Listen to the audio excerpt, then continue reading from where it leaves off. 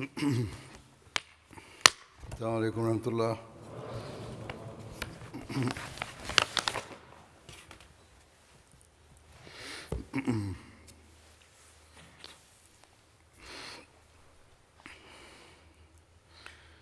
أشهد أن لا إله إلا الله وحده لا شريك له وأشهد أن محمدا عبده ورسوله أما بعد فأعوذ بالله من الشيطان الرجيم بسم الله الرحمن الرحيم الحمد لله رب العالمين الرحمن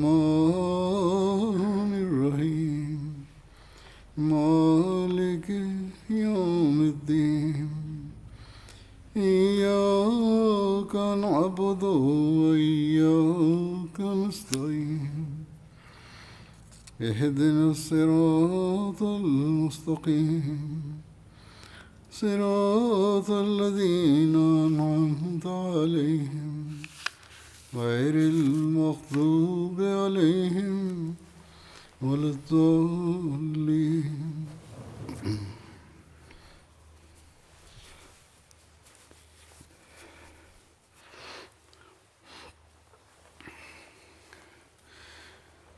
حضرت ابوبکر صدیق رضی اللہ عنہ کی سیرت کے مختلف پہلوؤں کو J'évoquais différents aspects de la biographie du calife Abu Bakr as-Siddiq radhiyallahu anhu. کی خدمت خلق اور Voici des récits sur ses services humanitaires et son aide alimentaire aux démunis.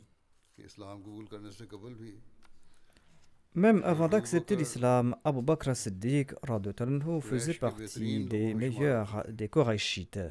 اور لوگوں کو جو بھی Ceux qui étaient en difficulté se tournaient vers lui pour tout soutien. کرتے تھے لوگ Abu Bakr radhiyallahu anhu conviait les gens pour de grands repas à la Mecque. کر کیا کرتے تھے.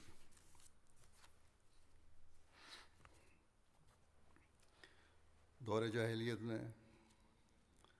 À l'époque de l'ignorance, avant l'avènement de l'islam, Abu Bakr as-Siddiq radhiyallahu anhu faisait partie des chefs et des nobles des Qurayshites. بکر کو اس معاشرے میں Il était considéré comme un des notables de cette société et il était considéré comme parmi les meilleurs de cette société. معاملات میں ان سے رجوع Les gens se tournaient vers lui pour régler leurs différends et leurs difficultés. Il était unique dans son sens de l'hospitalité à la Mecque.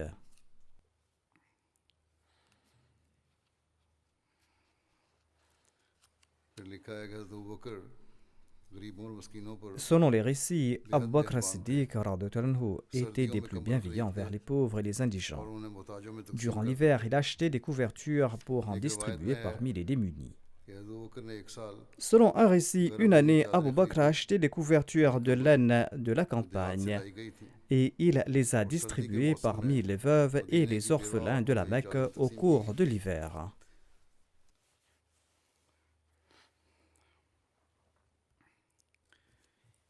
ایک روایت ہے کہ خلافت کے منصب پر متمکن Selon un récit, avant d'être élu calife, il trayait les chèvres d'une famille d'orphelins.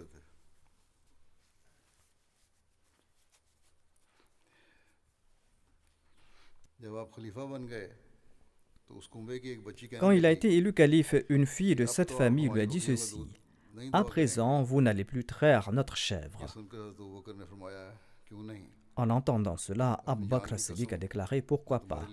Par ma vie, certainement je vais traire ce lait pour vous. میں نے جس چیز کو Et j'espère que ma nouvelle responsabilité ne m'empêchera pas de le faire. » جس پر میں تھا چنانچہ اب حسب سابق Ainsi donc, comme dans le passé, ils trayaient leurs chèvres. جب وہ بچیاں اپنی بکریاں لے کر آتی Quand ces filles venaient avec leurs chèvres, فرماتے ils faisaient montre de compassion et demandaient: « Dois-je en faire de l'écume ou pas ?»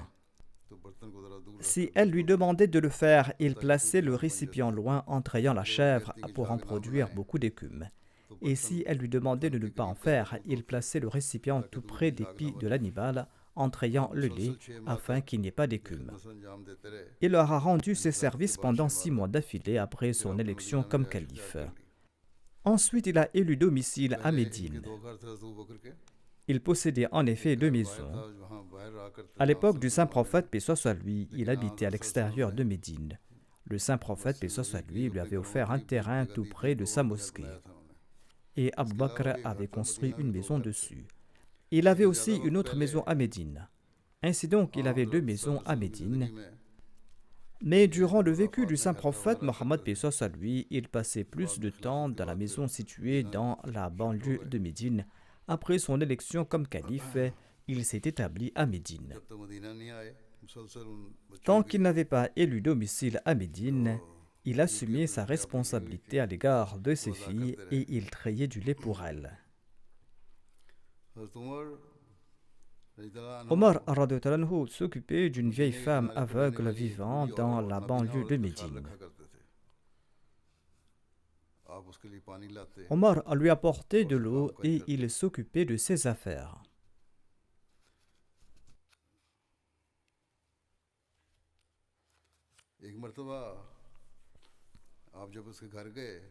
Une fois, lorsqu'il s'est rendu chez elle, il a su que quelqu'un d'autre était passé avant lui et avait accompli toutes les tâches de cette vieille femme. La prochaine fois, il s'est précipité chez cette femme afin que l'autre n'arrive pas avant lui. Omar s'est caché. Il a constaté que c'était Abu Bakr radhiyallahu anhu qui visitait cette vieille femme. Il était déjà calife à l'époque. Omar lui a dit, par Allah, seul vous pouviez le faire. C'est-à-dire, seul vous pouviez me dépasser dans cette bonne œuvre.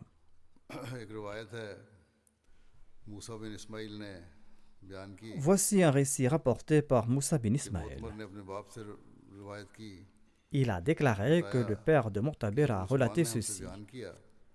Il a dit qu'Abu Uthman disait qu'Abdurrahman bin Abi Bakr lui a relaté que les gens d'As-Soufa étaient des démunis. Une fois, l'envoyé d'Allah sallallahu alayhi wa sallam, a déclaré: celui qui a de quoi nourrir 2 personnes doit prendre une 3e, et celui qui a de quoi nourrir 4 personnes doit prendre une 5e ou une 6e, ou quelque chose de ce genre. C'est-à-dire, il disait aux compagnons de nourrir chez eux les indigents qui étaient présents là-bas. Abu Bakr as-Siddiq radhiyallahu anhu a pris 3 individus, et le saint prophète Mohammed paix soit sur lui en a pris 10. En sus d'Abu Bakr, à la maison, il y avait 3 autres personnes chez lui. Abdurrahman disait: il y avait mon père, ma mère et moi-même. Le rapporteur commente que j'ignore si Abdurrahman avait déclaré que sa femme ou son domestique qui vivait sous le même toit était également présent. Ainsi donc, Abu Bakr as-Siddiq radhiyallahu anhu a pris son dîner chez le saint prophète Mohammed paix soit sur lui et il est resté chez lui là-bas. Il a accompli la prière d'Isha et il est retourné. Il avait accueilli des invités chez lui, mais il était retourné auprès de l'envoyé d'Allah sallallahu alayhi wa sallam où il a pris son dîner et il s'est attardé jusqu'au dîner du saint prophète Mohammed paix soit sur lui et il est retourné très tard quand Allah l'a voulu. Lorsqu'il est retourné à la maison, son épouse lui a demandé: qu'est-ce qui vous a empêché de vous occuper de vos invités? C'est-à-dire, pourquoi était-il en retard? Abu Bakr as-Siddiq a demandé: ne leur as-tu pas offert leur dîner? Elle a répondu: ils ont refusé de manger jusqu'à votre retour. Les invités ont refusé de manger jusqu'au retour d'Abu Bakr. Son épouse a déclaré: moi je leur ai offert le repas, mais les invités ont refusé d'en manger. Abdurrahman bin Abi Bakr déclare: je me suis caché dans un coin de peur que mon père ne me réprimande, notamment pourquoi je n'avais pas nourri ses invités. Abu Bakr radhiyallahu anhu m'a dit: ô imbécile, ô fainéant. Et il a dit aux invités: veuillez manger. Et Abu Bakr a juré qu'il ne va pas en manger. Abdurrahman bin Abi Bakr disait, par Allah, chaque fois que nous prenions une bouchée, il y avait encore plus de nourriture qui restait. Et nous avons tous mangé à satiété. Et il restait plus de nourriture qu'au départ. Ainsi donc, les invités ont mangé, mais il y avait autant de nourriture, voire il y en avait plus. Et tous avaient mangé à satiété. Quand Abu Bakr radhiyallahu anhu a constaté que la quantité de nourriture n'avait pas changé, au contraire qu'il en avait plus, sur ce, il a dit à son épouse, « Ô sœur des Banu Firas, c'est quoi cela ?» Son épouse a déclaré, « Par Dieu, il y a 3 fois plus de nourriture. » C'est-à-dire que le repas avait augmenté. Abu Bakr radhiyallahu anhu en a également mangé. Et il a déclaré que c'était Satan qui l'avait incité de jurer qu'il n'allait pas manger cette nourriture. Ainsi, il avait déclaré qu'il n'en mangera pas, mais lorsqu'il a constaté que ce repas a été béni par Dieu, il a déclaré que c'est Satan qui l'avait incité à faire ce serment. Il a déclaré « Ceci est un repas béni et j'en consommerai aussi. » Ainsi, il en a pris un morceau. Après cela, il a pris ce repas et il l'a présenté à l'envoyé d'Allah, sallallahu alayhi wa sallam, et il est resté avec lui jusqu'au matin. La nourriture est restée là-bas jusqu'au matin. Le rapporteur déclare qu'il y avait un accord entre nous et une tribu et l'accord avait expiré. Nous avons fait asseoir 12 hommes séparément et chacun d'entre eux était accompagné de quelques individus. C'est-à-dire, ces 12 personnes étaient accompagnées avec d'autres individus. Le rapporteur déclare, Allah sait mieux combien était avec chaque individu. Mais il est certain que l'envoyé d'Allah, sallallahu alayhi wa sallam, a envoyé ces hommes avec ses compagnons. C'est-à-dire qu'il y avait un nombre important d'individus qui étaient présents. Abdurrahman disait qu'ils ont tous consommé ce repas, ou il disait quelque chose de ce genre. Ainsi donc, une fois, Allah a aussi béni le repas d'Abu Bakr Siddiq. Abdurrahman bin Abi Bakr relate, le messager d'Allah sallallahu alayhi wa sallam, a demandé, l'un d'entre vous a-t-il nourri un pauvre aujourd'hui? Abu Bakr a répondu, je suis entré dans la mosquée et un mendiant m'a fait une requête. Abdurrahman, mon fils, avait un morceau de pain dans la main. Je l'ai pris et je l'ai offert à ce mendiant. Un mendiant m'a demandé quelque chose. Mon fils tenait du pain dans la main. Je le lui ai pris et je l'ai offert à ce mendiant. Hazrat Muslim Maud radhiyallahu anhu déclare, Abdurrahman, le fils du calife Abu Bakr radhiyallahu anhu, était également digne du califat. Les gens disaient même que sa nature était plus douce que celle de Omar radhiyallahu anhu et que son mérite n'était pas inférieur au sien. Vous devez le nommer calife après vous, ont-ils conseillé à Abu Bakr radhiyallahu anhu. Mais celui-ci a choisi Omar pour le califat, même s'il y avait une différence entre la nature d'Abu Bakr et celle de Omar. Ainsi, Abu Bakr radhiyallahu anhu n'a tiré aucun avantage personnel du califat. Toute grandeur se trouvait dans le service au peuple selon lui. Le Muslim Maud radhiyallahu anhu déclare, les soufis présentent un récit, Dieu seul sait à quel point ce récit est authentique.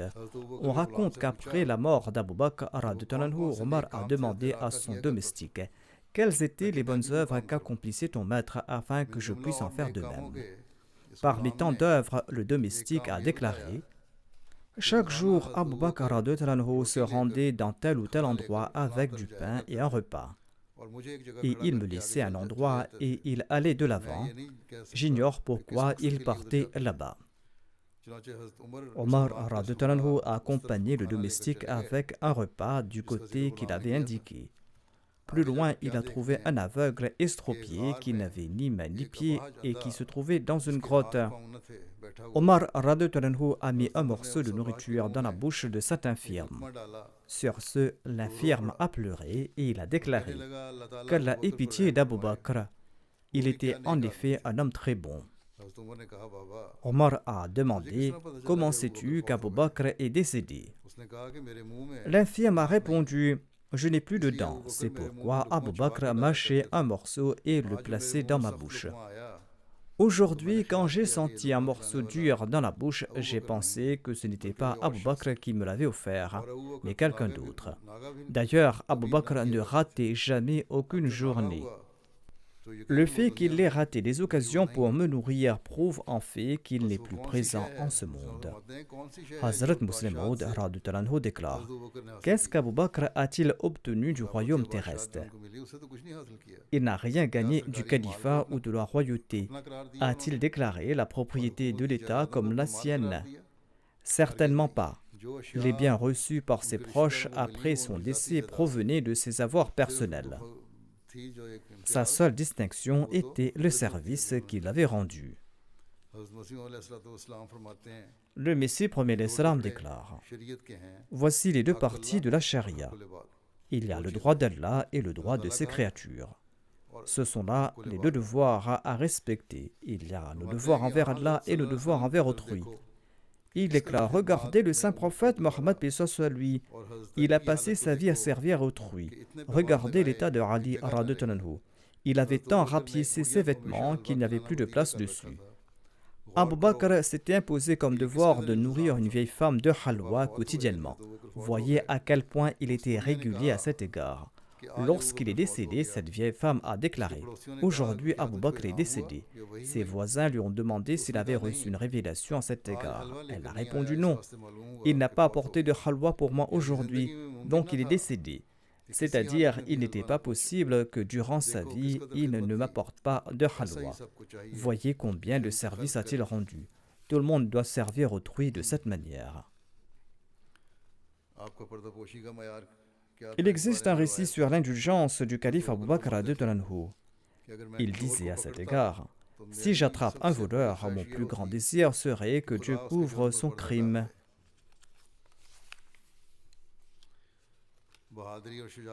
Voici quelques récits sur la bravoure du calife Abu Bakr radhiyallahu anhu. En effet, Abu Bakr radhiyallahu anhu était la personnification même du courage.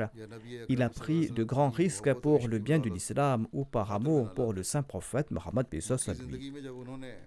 Durant sa vie à la Mecque, lorsqu'il sentait quelque danger ou quelque souffrance guettant le saint prophète Mohammed paix soit lui, il se tenait devant lui comme un mur pour le protéger et pour le soutenir.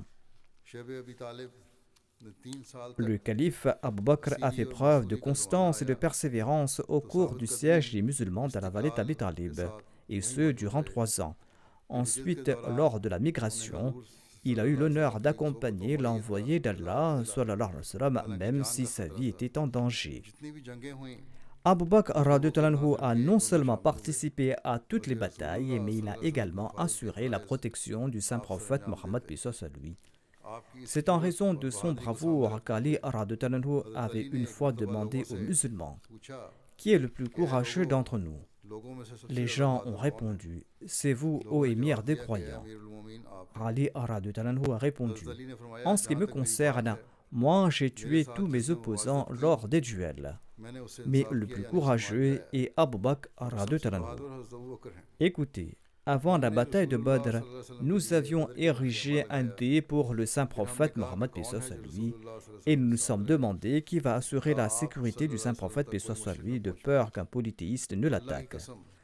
Par Dieu, aucun des nôtres ne s'est porté volontaire. Abu Bakr radhiyallahu anhu s'est tenu aux côtés du messager d'Allah avec l'épée nue à la main. Et aucun polythéiste n'a osé s'approcher de lui. Si jamais quelqu'un osait le faire, Abu Bakr lui aurait sauté dessus. C'est pour cette raison qu'Abu Bakr était le plus courageux. De même, lors de la bataille d'Uhud, lorsque la rumeur du martyre du messager d'Allah s'est répandue partout, Abu Bakr a été le premier à se rendre auprès de lui en traversant la masse de soldats. On dit qu'il y avait 11 compagnons avec le saint prophète paix soit lui en ces instants, dont Abu Bakr, Saad, Talha, Zubair et Abu Dujana. Lors de la bataille d'Uhud, Abu Bakr était l'un de ses rares fidèles compagnons ayant assuré la protection du saint prophète paix soit lui dans le défilé. Lors de la bataille de la tranchée, Abu Bakr était avec l'envoyé d'Allah sallallahu alayhi wa sallam. Quand les musulmans creusaient la tranchée, Abu Bakr emportait la terre dans ses vêtements. Il était également de ceux qui avaient promis de sacrifier sa vie lors du traité de Hudaybiyah. Quand l'accord a été rédigé, Abu Bakr radhiyallahu anhu a présenté un exemple de foi, de courage, de constance, de loyauté et d'obéissance et d'amour à l'endroit du saint prophète Mohammed lui. Et Omar radhiyallahu anhu n'a jamais oublié cela durant toute sa vie plus tard. Abu Bakr a également participé à la campagne de Taïf ainsi que son fils Abdullah bin Abi Bakr. Et son jeune fils d'Abu Bakr est tombé en martyr lors de cette bataille. Ensuite, quand l'envoyé d'Allah sallallahu alayhi wa sallam s'est rendu à Tabouk avec une armée de 30 000 soldats, il avait nommé divers commandants et il leur avait confié des drapeaux. À cette occasion, il avait remis le plus grand drapeau à Abu Bakr as-Siddiq radhiyallahu anhu.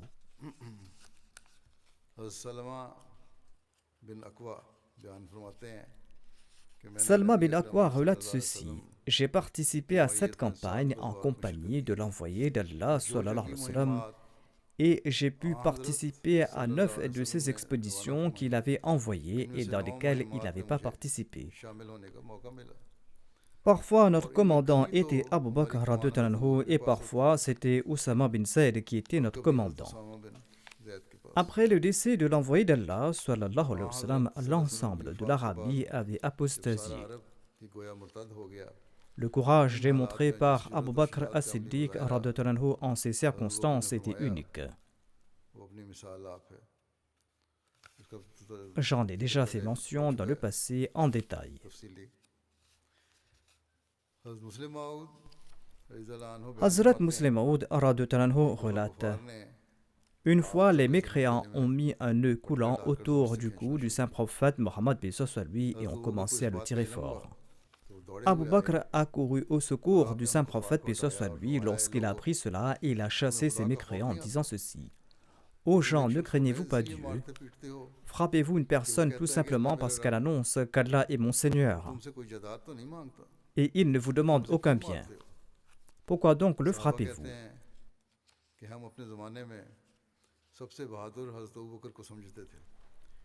Les compagnons déclarent: nous considérions Abu Bakr as-Siddiq comme le plus brave d'entre nous en notre temps parce que l'ennemi savait que s'il tuait le saint prophète Mohammed lui, l'islam allait disparaître. Et nous avons constaté qu'Abu Bakr as-Siddiq se tenait toujours auprès du saint prophète Mohammed lui afin de répliquer à toute attaque lancée contre lui. Lors de la bataille de Badr, quand il y a eu une confrontation contre les infidèles, les compagnons se sont consultés pour préparer une plateforme pour le saint prophète Mohammed lui. Et ils ont déclaré: ô envoyé d'Allah sallallahu alayhi wa sallam, veuillez vous placer dessus et prier pour notre succès. Nous allons combattre nous-mêmes l'ennemi. Ô messager d'Allah, même si nous sommes sincères, ceux qui sont assis à Médine sont encore plus sincères que nous et ils sont plus honnêtes que nous. Ils ignoraient qu'il y aurait eu une bataille contre les mécréants, sinon ils nous auraient rejoints pour le combat. Ainsi donc, la bataille de Badr n'avait pas été annoncée au préalable, sinon les gens qui étaient à Médine allaient s'y joindre. Ils ont déclaré: ô messager d'Allah, si à Dieu ne plaise, nous sommes vaincus lors de cette bataille, eh bien nous avons attaché une chamelle rapide à côté, là-bas, et Abu Bakr s'y trouve. Nous ne connaissons pas d'homme plus brave et plus courageux que lui. Ô messager d'Allah, vous devez vous rendre immédiatement à Médine avec Abu Bakr sur cette chamelle et faire venir une nouvelle armée de là-bas pour combattre les infidèles, une armée qui sera plus sincère et plus loyale que nous. Hazrat Muslim Maud radhiyallahu anhu déclare: vous pouvez estimer à partir de cet incident à quel point Abu Bakr était imbu du sens de sacrifice. Hazrat Muslim Maud radhiyallahu anhu déclare: une fois, certains individus ont demandé aux compagnons quelle était la personne la plus courageuse à l'époque du saint prophète Mohammed lui. À l'instar des débats entre sunnites et chiites d'aujourd'hui, les compagnons louaient ceux avec qui ils avaient quelque attachement. Les compagnons ont répondu qu'ils considéraient le plus brave celui qui se tenait aux côtés du saint prophète Mohammed sallallahu alayhi wa sallam. Ce point ne peut être compris que par un homme de guerre et pas les autres. Celui qui connaît l'art du combat et ses dangers peut comprendre que l'acte le plus courageux est de se tenir là où le danger est le plus grand. L'ennemi souhaite tuer celui qui est l'âme du pays, celui qui est l'âme de la nation, car sa mort va mettre fin à tous les différends. Ainsi, l'ennemi attaquera de toutes ses forces là où se trouve cette personne.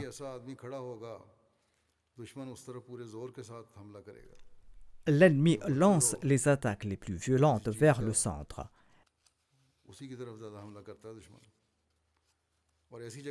Et seuls les plus courageux peuvent se tenir debout là-bas pour protéger ce centre. Les compagnons ont déclaré que souvent Abu Bakr as-Siddiq se tenait tout près de l'envoyé d'Allah, sallallahu alayhi wa sallam, et selon nous, il était le plus courageux d'entre nous.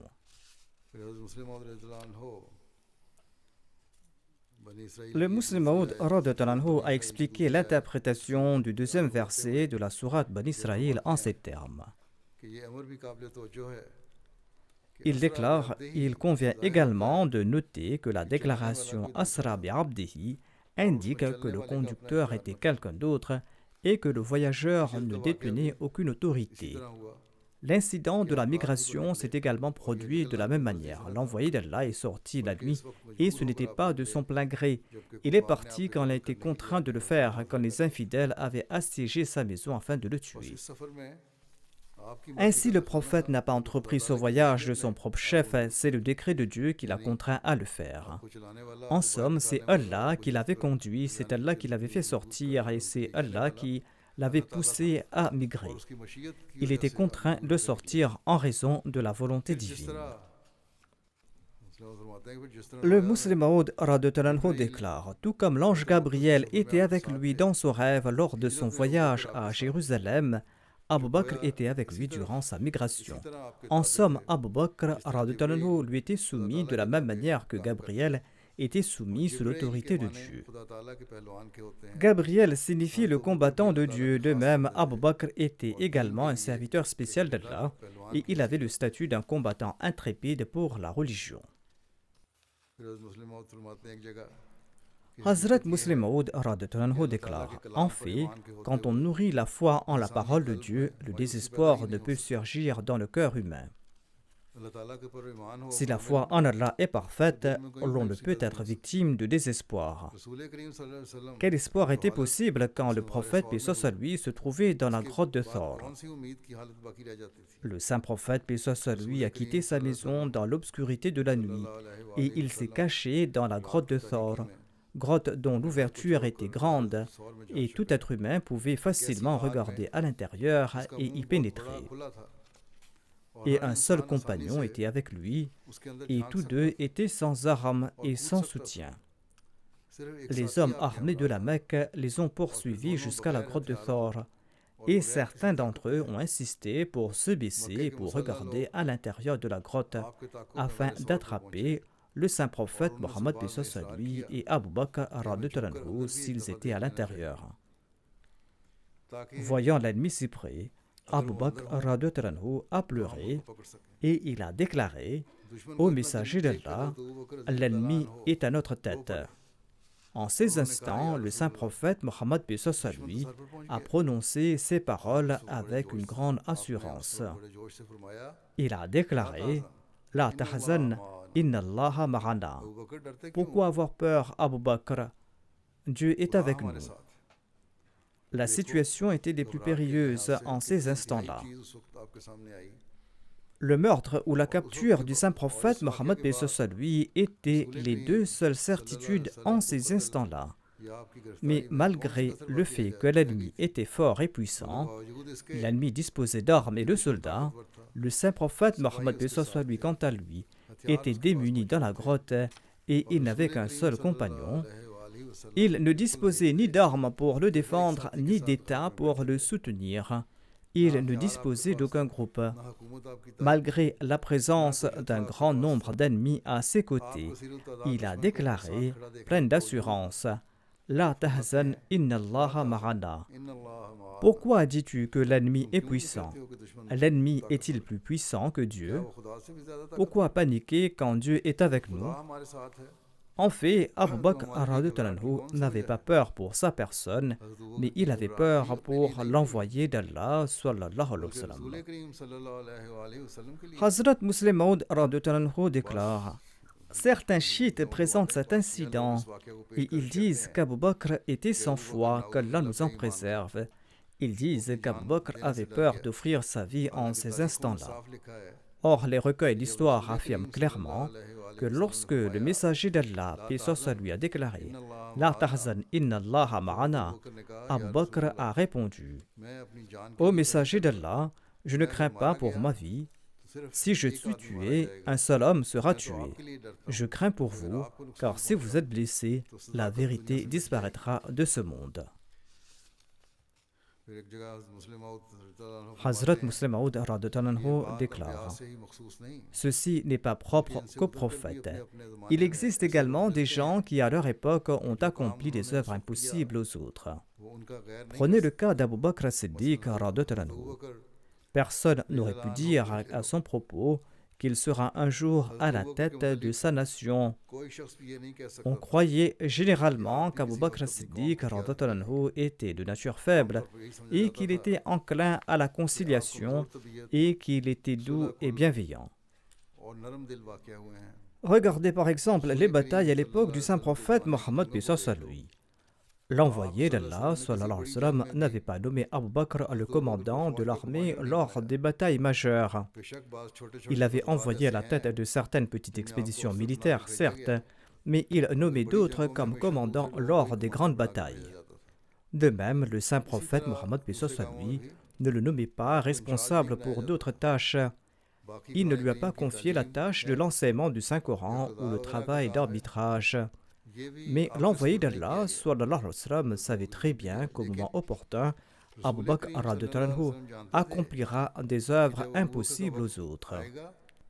L'envoyé d'Allah sallallahu alayhi wa sallam est décédé et les musulmans divergeaient sur celui qui sera élu calife. Même en ces instants-là, Abu Bakr ne pensait pas qu'il serait élu à ce poste. Il pensait que Omar ou d'autres en étaient les plus dignes. Les Ansar étaient tout agités et ils souhaitaient que le calife soit choisi parmi eux parce qu'ils pensaient avoir consenti à des sacrifices pour la cause de l'islam. Les Ansar pensaient que le droit au califat leur revenait. Les émigrants disaient que le calife sera des leurs. Ainsi, un différend a surgi suite à la mort du saint prophète Mohammed sallallahu alayhi wa sallam. Les Ansar disaient que le calife sera élu de parmi eux et les émigrés disaient la même chose. En fin de compte, les Ansar ont déclaré que pour mettre fin à ce différend, un calife sera élu de parmi les Ansar et un autre de parmi les Muhajirin. Une rencontre a été convoquée pour régler ce différend. Omar déclare: en ces instants, je me suis dit qu'Abu Bakr était certainement bon et noble, mais qu'il ne pourra pas régler ce différend. Cette tâche sera très difficile pour lui, je me suis dit, et je suis le seul capable de résoudre ce problème. Ici, il est question de force et pas de tendresse et d'amour. Abu Bakr est quelqu'un qui fait preuve de gentillesse et d'amour. Ainsi, dit Omar, j'ai commencé à réfléchir et à tirer des arguments pour prouver que le calife devait être élu de parmi les Koraïchites et qu'il serait fallacieux de dire qu'un calife doit être élu de parmi les Ansar et un autre de parmi les Muhajirin. Ainsi, j'ai réfléchi à de nombreux arguments et je me suis rendu à l'assemblée qui s'est tenue pour régler ce différend. Abu Bakr était aussi avec moi. J'ai voulu prendre la parole et convaincre les gens avec les arguments auxquels j'avais pensé. Je pensais qu'Abu Bakr n'aurait pas la force et la vivacité de prendre la parole dans cette assemblée. J'étais sur le point de me lever quand, tout colérique, Abu Bakr m'a sommé de m'asseoir. Il s'est mis debout et il a prononcé son discours.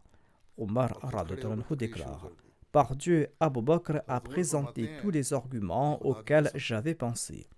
Ensuite, il a présenté de nombreux autres arguments et il n'a cessé de parler jusqu'à ce que les cœurs des Ansar étaient satisfaits et qu'ils ont accepté le principe que le calife sera choisi de parmi les Muhajirines. Omar radhiyallahu anhu déclare qu'il avait même déchiré les vêtements d'Abu Bakr radhiyallahu anhu un jour dans le marché en raison d'une dispute qui avait éclaté entre eux et qu'il était sur le point de frapper Abu Bakr as-Siddiq radhiyallahu anhu. C'était le même Abu Bakr à propos duquel le saint prophète Mohammed lui avait l'habitude de dire qu'il avait un cœur très tendre. Mais quand le moment de la mort de l'envoyé d'Allah sallallahu alayhi wa sallam s'est approché, avant son décès, il a dit à Aïcha radhiyallahu anha: je souhaite ardemment dire aux gens de nommer Abu Bakr radhiyallahu anhu le calife après moi, mais je me retiens car je sais qu'après ma mort, Dieu et ses fidèles serviteurs ne nommeront personne d'autre comme calife hormis Abu Bakr. Et c'est ainsi qu'il a été nommé calife. Ainsi, il avait un cœur très tendre. Il avait une nature si douce qu'une fois, Omar radhiyallahu anhu a voulu le frapper dans le marché et il avait déchiré ses vêtements. Mais un jour, Omar est venu voir ce même Abu Bakr radhiyallahu anhu au cœur tendre et il lui a dit que tous les Arabes se sont opposés à l'État islamique et qu'on accomplit la prière en congrégation uniquement à Médine et à la Mecque et dans une toute petite ville, et que les autres prient aussi, mais qu'il existe de telles dissensions entre les musulmans qu'ils ne sont pas prêts à prier derrière les uns et les autres, et que le désaccord a pris une telle ampleur que personne n'est prêt à écouter l'autre, et que le peuple ignorant de l'Arabie, qui était musulman depuis 5 ou 6 mois, demande à être exempté de la zakat. Ces gens ne comprennent pas la question de la zakat, a déclaré Omar. Il a dit que si la zakat leur est exemptée pour 1 ou 2 ans, quel en sera le problème? Omar, dans le passé, se tenait toujours avec l'épée à la main et il disait pour le moindre écart d'un autre: ô messager d'Allah, si vous me l'ordonnez, je lui tranche la tête à celui-là. Ce même Omar a été tant terrassé par la situation et il a pris une telle peur qu'il s'est rendu auprès d'Abu Bakr radhiyallahu anhu et il lui a demandé d'exempter ces ignorants pendant un certain temps et qu'ils vont tenter de les convaincre petit à petit. Abu Bakr radhiyallahu anhu, quant à lui, était tellement sensible de cœur qu'Omar avait déclaré une fois qu'il était sur le point de le frapper et qu'il avait même déchiré ses vêtements dans le marché. Ce même Abu Bakr a regardé tout furieux Omar lorsqu'il a plaidé en faveur d'une exemption de la zakat pour les rebelles pour une durée de 2 ans. Abu Bakr radhiyallahu anhu a déclaré: tu plaides en faveur de ce que ni Dieu ni son prophète, paix soit sur lui, ont réclamé. Omar a déclaré: c'est vrai, mais ces gens sont des ignorants. L'armée de l'ennemi a atteint les murs de Médine. Serait-il bon que ces ennemis avancent et qu'il y ait le chaos de nouveau dans le pays, ou serait-il approprié de renoncer à la zakat pendant 1 ou 2 ans? Les 2 options sont l'anarchie ou la réconciliation. Abu Bakr radhiyallahu anhu a déclaré: par Dieu, même si l'ennemi entre à Médine et si l'ennemi tue les musulmans dans ses rues et que les chiens traînent des dépouilles des femmes musulmanes, même en ce cas, je ne leur pardonnerai pas la zakat. Par Dieu, si ces gens avaient donné ne serait-ce qu'un morceau de corde comme zakat à l'époque de l'envoyé d'Allah, paix soit sur lui, je le leur réclamerai certainement. Omar, si vous avez peur, alors partez vous tous. Je combattrai l'ennemi tout seul et je ne m'arrêterai pas tant qu'ils n'auront pas renoncé à leur méchanceté. Ainsi, la bataille a eu lieu et Abu Bakr radhiyallahu anhu a été victorieux et avant sa mort, il a de nouveau subjugué toute l'Arabie. L'œuvre accomplie par Abu Bakr radhiyallahu anhu était sienne et personne d'autre n'aurait pu l'accomplir. Hazrat Muslim Maud radhiyallahu anhu déclare: les dirigeants de la Mecque inspiraient un tel respect que les gens avaient peur en leur parlant. Ils avaient accordé tant de faveurs au peuple mécois que personne n'osait les regarder en face. Ce respect est évident par l'incident impliquant le chef envoyé par les Mécois pour négocier avec le saint prophète Mohammed lui lors du traité de Hudaybiyah.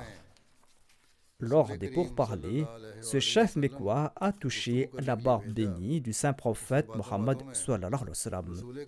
En voyant cela, l'un des compagnons a frappé sa main avec le manche de son épée et il a dit à ce chef mécois: ne pose pas ta main impure sur la sainte barbe de l'envoyé d'Allah sallallahu alayhi wa sallam. Le Mécois a levé ses yeux pour voir qui était celui qui avait frappé sa main avec le manche de l'épée.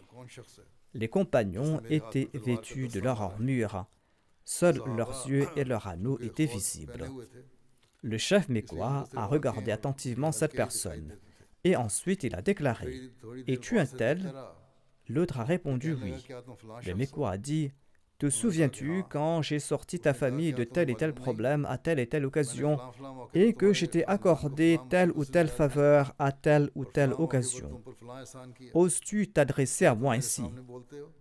Hazrat Muslim Maud radhiyallahu anhu déclare: aujourd'hui, l'ingratitude est si commune que si vous accordez quelque faveur à quelqu'un le soir, il va l'oublier le lendemain et il va déclarer: est-ce que je suis votre esclave jusqu'à la fin de mes jours en raison de cette faveur? Oubliez l'esclavage de toute une vie. On ne peut plus être reconnaissant pour quelques heures. Mais l'esprit de gratitude avait atteint la perfection parmi les Arabes.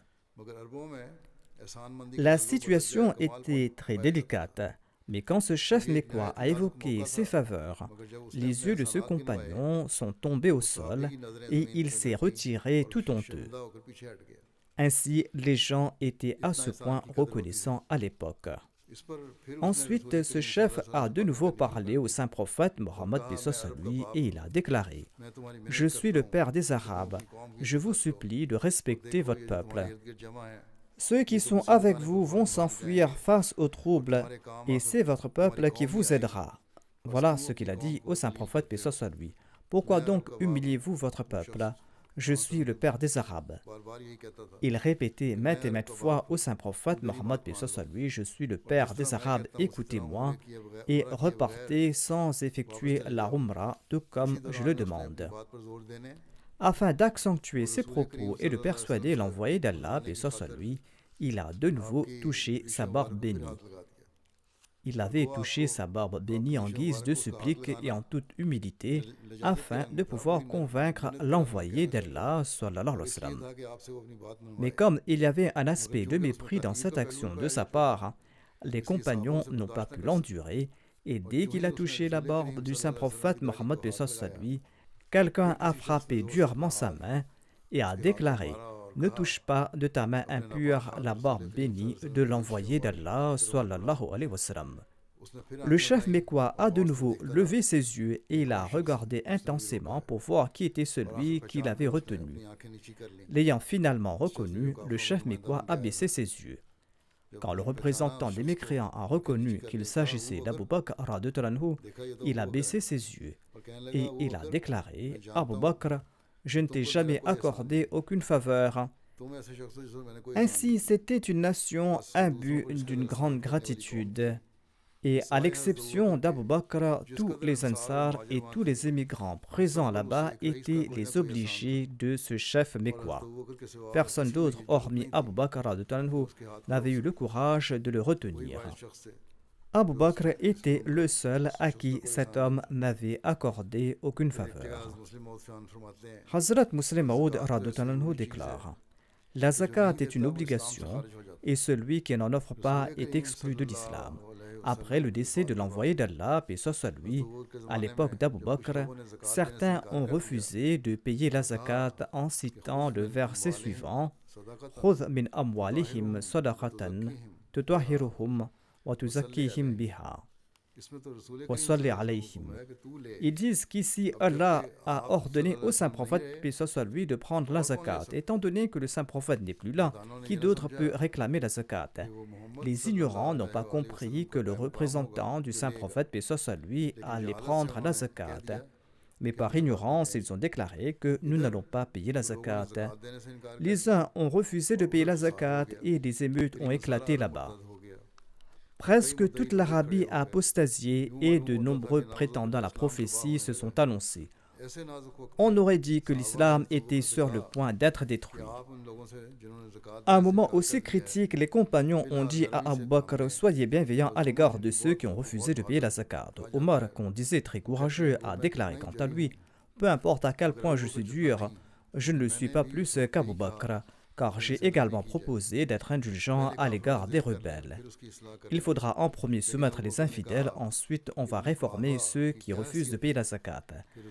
Mais Abu Bakr a déclaré: quel est le statut d'Ibn Karafa pour changer l'ordre émis par le saint prophète, paix soit sur lui? Je vais me battre contre eux jusqu'à ce qu'ils ne payent pas l'entièreté de la zakat et n'offrent pas la corde pour attacher un chameau qu'ils offraient en zakat à l'époque du saint prophète, paix soit sur lui. C'est là que les compagnons se sont rendus compte du courage et de la témérité du calife choisi par Dieu. Et finalement, Abu Bakr les a maîtrisés et il leur a pris la zakat. Un auteur a évoqué en ces termes les sacrifices financiers d'Abu Bakr as-Siddiq. Selon un récit, il disposait de 40 000 dirhams lorsqu'il est devenu musulman, en sus de ses marchandises et de ses autres avoirs. Selon un autre récit, Abu Bakr disposait d'1 million de dirhams à l'époque. À la Mecque, il a dépensé des milliers de dirhams pour soutenir les musulmans ordinaires et pauvres. Mais lorsqu'il a émigré avec le saint prophète, paix soit sur lui, il disposait de 5 à 6 000 dirhams en espèces sur lui. Selon un récit, il a économisé tout cet argent pour les besoins du saint prophète, paix soit sur lui, et l'a apporté à Médine au moment de la migration. Il a puisé de cet argent pour payer les frais de voyage de certains membres de la famille du saint prophète Mohammed, paix soit sur lui, après la migration, et il a également acheté des terres pour des musulmans à Médine. Ibn Abbas relate: durant sa dernière maladie avant son décès, l'envoyé d'Allah sallallahu alayhi wa sallam est sorti de chez lui. Il avait enroulé un tissu autour de la tête, il est monté sur la chair, il a loué Dieu et il a déclaré: personne ne m'a été plus bienveillant avec sa vie et avec ses biens qu'Abu Bakr bin Abi Quhafa. Abu Huraira relate: l'envoyé d'Allah sallallahu alayhi wa sallam a déclaré: aucune richesse ne m'a été plus profitable que celle d'Abu Bakr as-Siddiq. Le narrateur déclare qu'Abu Bakr a pleuré en entendant cela et il a déclaré: ô messager d'Allah, moi et mes biens n'appartiennent qu'à vous. Hazrat Muslim Maud relate ceci. Omar relate ceci à propos des préparatifs d'une expédition militaire. Abu Bakr m'a toujours dépassé, a dit Omar, et aujourd'hui je vais le dépasser.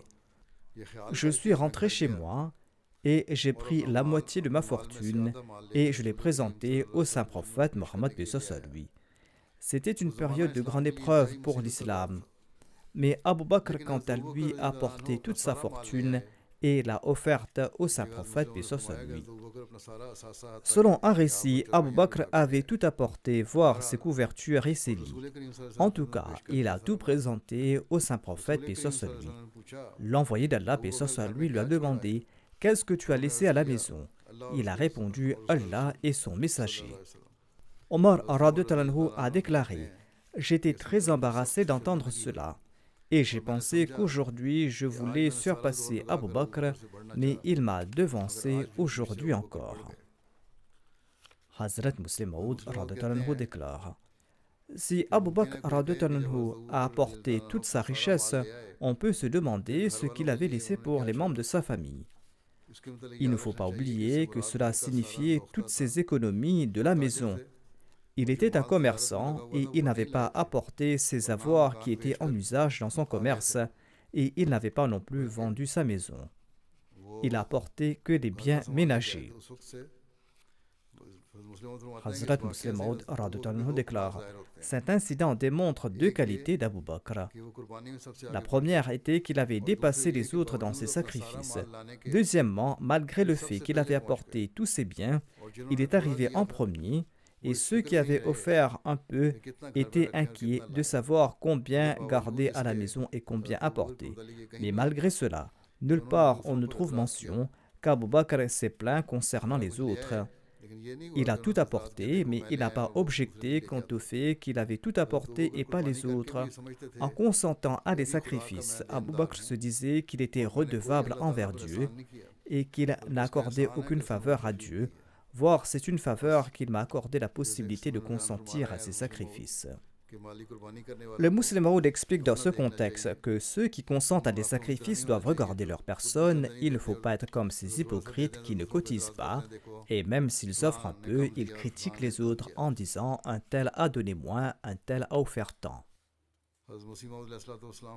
Le Messie premier l'Islam déclare: les compagnons du saint prophète, paix soit sur lui, étaient une communauté pieuse que le Coran couvre d'éloges.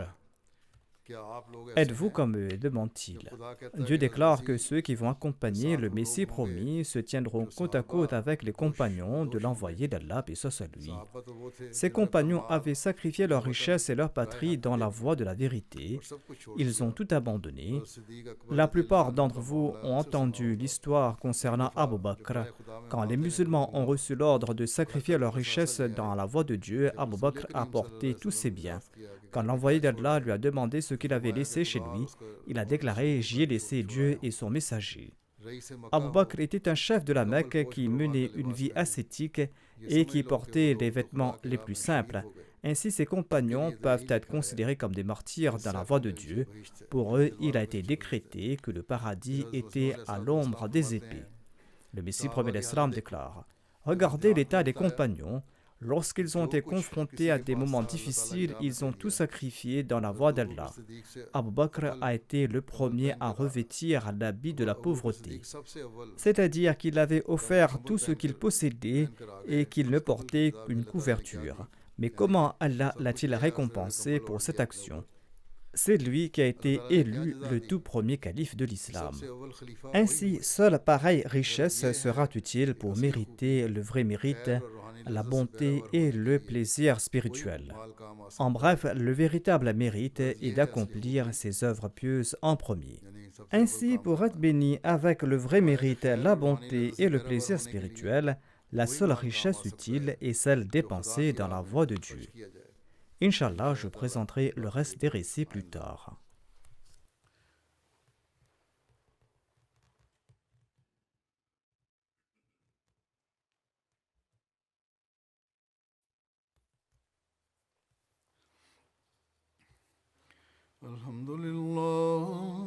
Alhamdulillah, nahmaduhu wa nasta'inuhu wa nastaghfiruhu. ونؤمن به ونتوكل عليه ونعوذ بالله من شرور أنفسنا ومن سيئات أعمالنا من يهده الله فلا مضل له ومن يضلل فلا هادي له